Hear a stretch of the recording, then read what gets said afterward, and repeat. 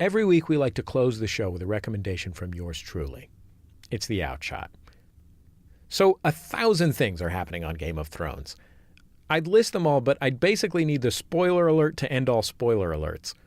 So I'll just summarize if you're unfamiliar with the show. Families are feuding, people are questing, dragons are growing, that kind of thing.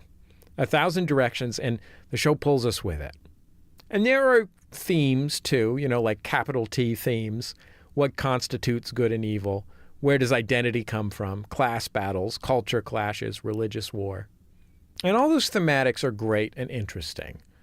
But Game of Thrones isn't really about themes. Where Game of Thrones excels is in the realm of pure, intoxicating narrative. Game of Thrones is a show about what happens next. If it were more arbitrary, I could call it a soap opera. If it were more formulaic, I could say it was a melodrama. But this show, it's tough to pin down. In fact, that's sort of what defines it. In the world of Game of Thrones, nothing is static. Everything shifts. Allegiances, circumstances, moralities, identities.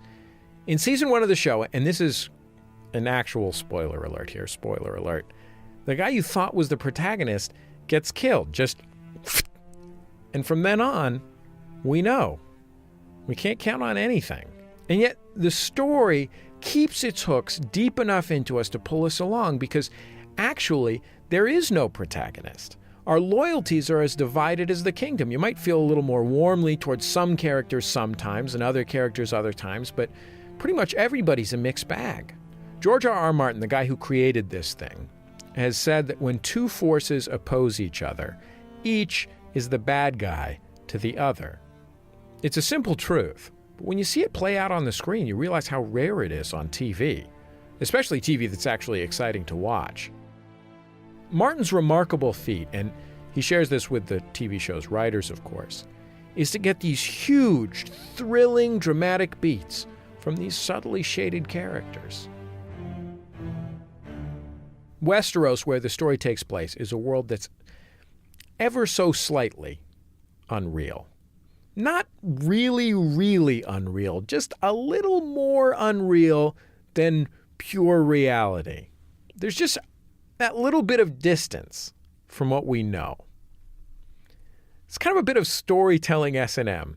In this sort of alternate world, Martin's punches land, and they land hard enough that we feel them, but not so hard that we have to use our safe word. And once we heal, we always want to come back for another session. Every week, I'm on my couch waiting for Game of Thrones to start, wondering what's going to happen. When twists twist, I'm amazed, I'm delighted. I don't expect them, but they always seem right. I lean towards the screen, I yell, I punch the air, and I've truly never felt that way about a television show. George R.R. Martin hasn't finished the books on which the show is based. A lot of fans are up in arms about this. I can understand that. There was a weekend with no new episode recently, and I almost lost it. Those fans who are waiting have high expectations for the conclusion, I'm sure. They're nerds. The last puzzle piece has to fit perfectly in its slot, right? I get that too. Usually that's what stories are. The protagonist heads out, slays a dragon, physical, metaphorical, both, and he comes home changed. The pieces all fit together. And maybe this story will reveal a hero and a dragon to be slayed and a journey home changed. But honestly, if the last piece of the puzzle still leaves things a little messy, or even, frankly, if it never comes, I'm cool with that. Because for me, Game of Thrones isn't about the destination. It's about the ride. That's my outshot.